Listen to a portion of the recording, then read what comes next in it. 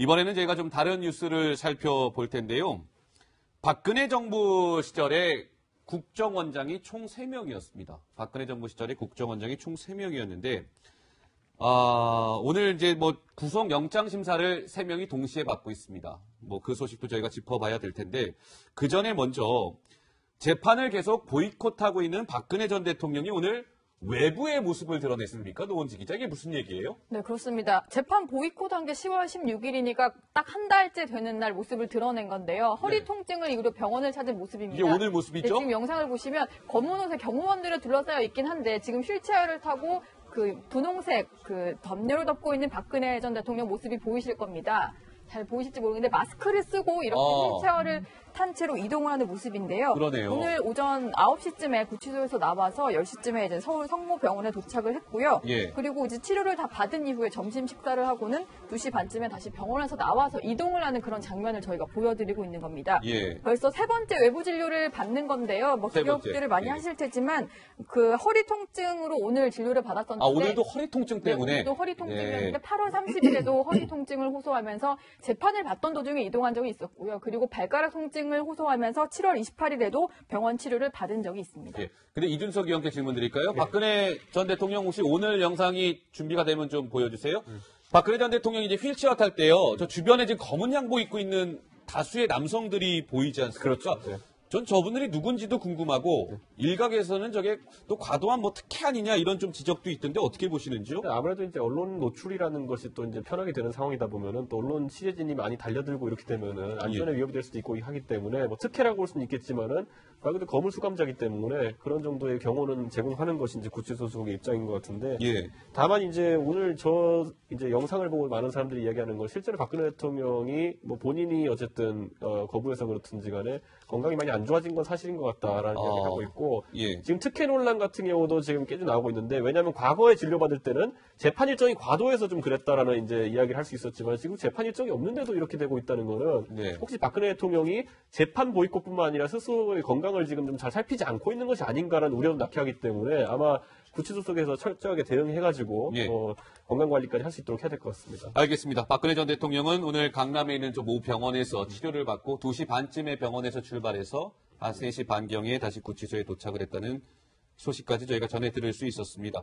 자, 그런데 노은지 기자, 오늘 뭔가 그 국정농단 사태와 관련해서 제가 잠깐 잊고 있던 인물인 것 같은데 오늘 법원의 모습을 드러냈는데 저 영상이 인상 깊었어요. 그렇죠? 네, 그렇습니다. 예. 그 항소심 재판 때문에 법정에 출석하는 김기춘 전 비서실장의 모습이 포착이 됐는데요. 바로 오늘 모습이군요. 네, 지금 사진을 보시면은 손에도 목장갑을 여러 겹 낀 것 같은데 사실 이제 겨울용 장갑이 아니라 흰색 장갑이잖아요. 흰색 장갑 여러 겹을 착용을 했고 그리고 마스크를 쓰고 검정색 헤어밴드로 귀까지 다 가린 모습이었습니다. 오늘이 이제 서울이 영하 3도 이하로 떨어졌기 때문에 상당히 추웠던 것 같은데 네. 김기춘 전 실장 같은 경우도 상당히 고령이잖아요. 그래서 예. 법정에 출석을 할 때도 저렇게 겨울 수의복을 또 껴입고 이런 식으로 좀 이동을 하는 모습이 포착이 됐습니다. 네. 근데 제가 이제 이준석 위원께 좀 가까이서 김기춘 실장 많이 보셨을 거니까 좀 예, 여쭤보고 싶은데. 종종 봤습니까? 네, 청와대에 있을 때는 상당히 기세 등등해 보였는데 지금 그 미세가 다 사라진 것 같아요. 보시기에 어떠세요? 사실 정치권에 있을 땐 저분이 말을 이제 기세 등등하다 표현하셨는데 말을 이렇게 막 우렁차게 하고 이런 분은 아니거든요. 네. 다만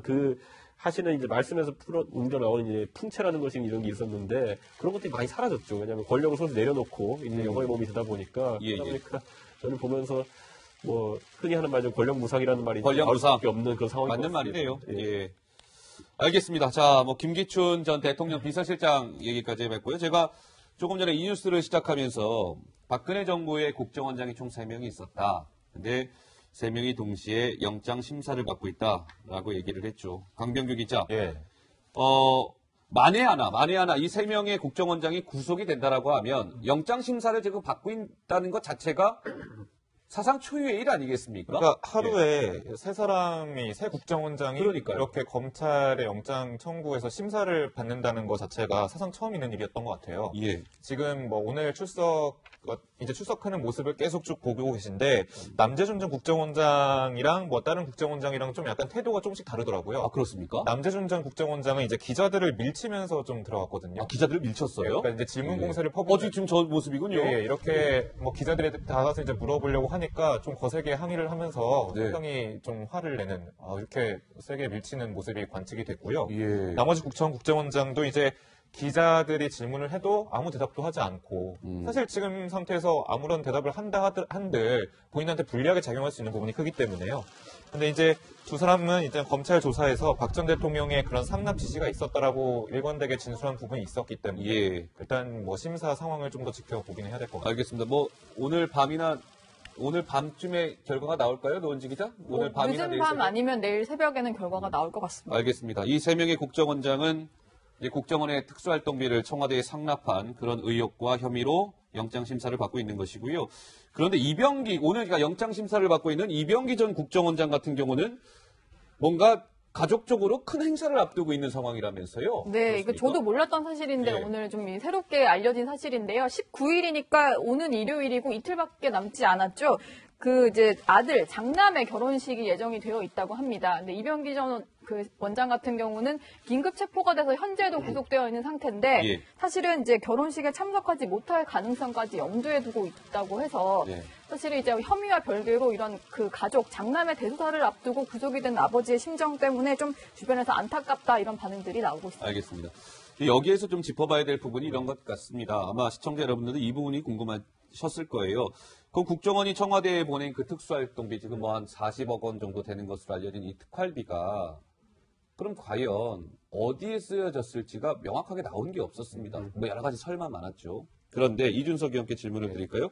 검찰 관계자가 뭔가 의미심장한 발언을 했네요. 그렇죠. 예. 검찰 관계자가 이제 박근혜 대통령이 사적으로 이걸 유용했을 가능성이 있다, 아주 높다라고 이제 보고 있는 발언을 했는데요. 사실 이 이야기를 하면서 15일 날 이제 국가안보를 위해 쓰여야 만한 국정원 특활비가 사적으로 사용된 사건이다라고 규정했어요. 규정을 했네요. 그러니까 이 부분은 앞으로 이제 박근혜 대통령이 아주 불리하게 작용할 수 있는 어떤 증거를 갖고 있다는 이야기이기 때문에 예.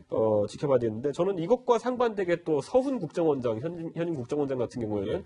국회에 와서 이제 최근에 이제 5명의 의원들이 특활비를 받았다라고 하는 내용에 대해 가지고는 그건 확인되지 않은 보도다라고 이제 부인을 하는 모습 보였거든요. 오늘 적극적으로 부인을 했습니다. 그러니까요. 예. 박근혜 대통령과 또 이 정치인들에게 다른 입장을 보인 것은 그것이 또 주는 시그널이 있을 것이다라는 예. 이야기가 나오는 게 사실 지금 돌고 있는 정부에 막 언급되는 의원들 같은 경우 강하게 항의를 했다고 합니다. 국정원 측에. 예. 그렇기 때문에 앞으로 이게 전국을 어떻게 진행시켜나갈지 지켜봐야 될 것 같습니다. 예, 알겠습니다. 뭐 일각의 보도에 따르면 이 박근혜 정부 시절에 국정원이 특활비를 40억 원 말고 한 30억 원의 특활비를 더 건넸다라는 보도도 나왔습니다만 어쨌든 관련 수사를 잘 지켜봐야 될 것 같고요. 이번에는 이 세 명의 이제 박근혜 정부 국정원장이 영장 심사를 받고 있는 반면 이미 구속이 된 사람이 한 명 있습니다. 이분은 이제 이명박 정부 시절에 국방부 장관을 지냈던 사람이죠. 과연 어떤 사람인지 저희가 먼저 영상을 보시고 말씀을 나눠보도록 하겠습니다. 사이버사 댓글 공작 관련해서 지시하고 보고 받으셨습니까? 북한의 기만적인 대남 선전선동에 대비해서 만든 것이 국군 사이버 사령부 사이버 심리전 단이고 그들은 본연 임무 수행을 위해서 최선을 다했습니다. 이명박 전 대통령께 보고하셨습니까?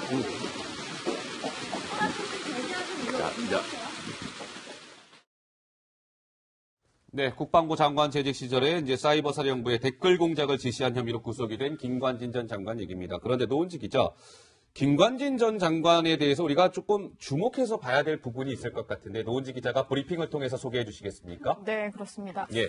일단은 김관진 장관 하면 많은 분들이 아시겠지만 뭐 뼛속까지 무인이다 이런 얘기가 나왔던 장관이었잖아요. 그렇죠. 그리고 이제 북한이 가장 무서워하고 싫어하는 뭐 군인이다 이런 얘기들이 나오는데 그 얘기가 맞도록 이제 북한에서 김관진 전 장관에 대한 언급이 상당히 많았습니다. 지금 보시는 거는 이제 김관진 장관의 얼굴을 붙여놓은 사격판인데요. 이런 식으로 사격 훈련을 하기도 했고요.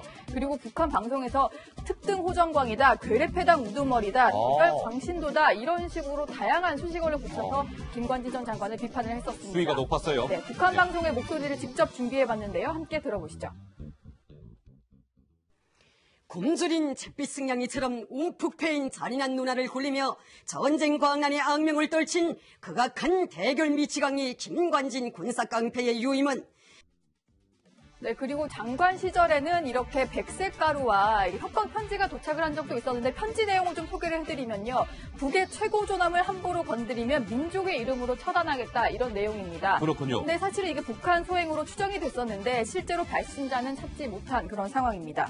이런 김 전 장관이 군 사이버사 댓글 공작 혐의로 이제 구속이 되면서 중국에서는 다양한 해석들이 나오고 있는데요. 먼저 관영 매체 CCTV는요. 사드 배치의 주역이 구속됐다 이런 식의 보도를 했고요. 그리고 이제 중화권 매체인 더웨이 같은 경우는 김 전 실장의 구속을 사드 배치 주도 세력을 척결하기 위해서 한국 정부가 중국 정부에 보내는 메시지다. 이런 식으로 좀 다대 해석을 하기도 했습니다. 사실 군 관계자들 사이에서는 안타깝다는 말이 많이 나오고 있고요. 그리고 자유한국당 내에서는 김관진 구속을 좋아할 사람은 김정은 뿐이다. 이런 말까지 나오는 상황인데요. 네. 최근에 이제 구치소를 찾았던 부인과의 대화 내용을 저희가 조금 이제 취재를 해봤더니 이런 얘기를 하더라고요. 부인이 수도원에 가도 밥값을 냈는데 이곳 구치소는 내지 않는다. 수도원에 왔다고 생각하고 책도 읽고 하셔라 라고 얘기했더니 김관진 전 장관이 어두운 표정으로 그래야지 라고 답을 했다고 합니다. 그렇군요. 알겠습니다. 김관진 전 장관에 대한 좀 이야기를 노은지 기자 브리핑을 통해 들었고요. 그런데 김관진 전 장관이 영장 실질 심사 때 판사가 마지막으로 하고 싶은 말 있으면 한번 해보십시오 라고 얘기했더니 이렇게 얘기를 했다고 합니다. 하고 싶은 말 있으면 해보세요 라고 했더니 김 전 장관이 이 건이 죄가 된다면, 이 건이라고 하는 건 군사이버사령부의 댓글 공작 이 문제죠. 죄가 된다면 장관이었던 내게 모든 책임이 있다. 부하들은 잘못이 없다. 다 내가 책임지겠다. 부하들의 선처를 바란다. 이렇게 얘기했다고 하는데 이준석 의원은 저 김 전 장관 발언을 어떻게 평가하고 싶으신지요? 우리가 봤을 때 국정농단 사태가 벌어진 다음에 여러 고위 직급의 사람들이 지금 이제 검찰 수사받고 이제 구속된 분들도 있지만은 단 한 명도 지금까지 내가 책임지겠다는 말을 한 분이 없습니다. 누가 시켰느니 아니면 나는 이 일과 관련이 없느니 변명으로 일관했던 사람들이 많은데 그런 측면에서 김관진 장관 같은 경우에는 이 일이 죄가 된다면은 나는 책임지겠다라고 하는 것 자체가 굉장히 다른 자세이고 저는 개인적으로 김관진 장관을 한 번 딱 이제 지나가다 만난 적이 있는데 그렇습니까? 굉장히 절도 있는 분이라는 느낌을 들었고 네. 그렇기 때문에 굉장히 자존심이 센 분이기 때문에 아마 재판을 받는다 하더라도 이 기조로 계속 나갈 것 같다라는 생각이 들어서 지금까지 국정농단 관련자들과는 다른 기조로 아마 전개될 것 같습니다. 예, 알겠습니다. 김 전 장관 얘기까지 해봤고요. 자, 이제 김관진 전 장관에 사실 관련된 뉴스는 이명박 전 대통령과 연관이 될 수밖에 없습니다. 이명박 전 대통령을 향한 검찰 수사가 속도를 내고 있다라는 이런 관측도 나오고 있는데요.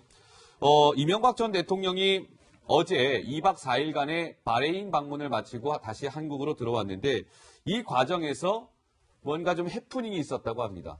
어떤 모습이었는지 저희가 영상을 통해 준비했는데요. 함께 한번 만나보시겠습니다.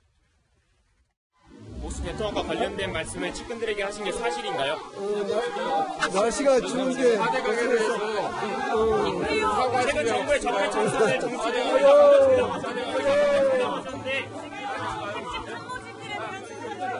정책을 말씀 안 하실 거니까 아니야 나는 이게 차를 타고 가야 돼 타임도요.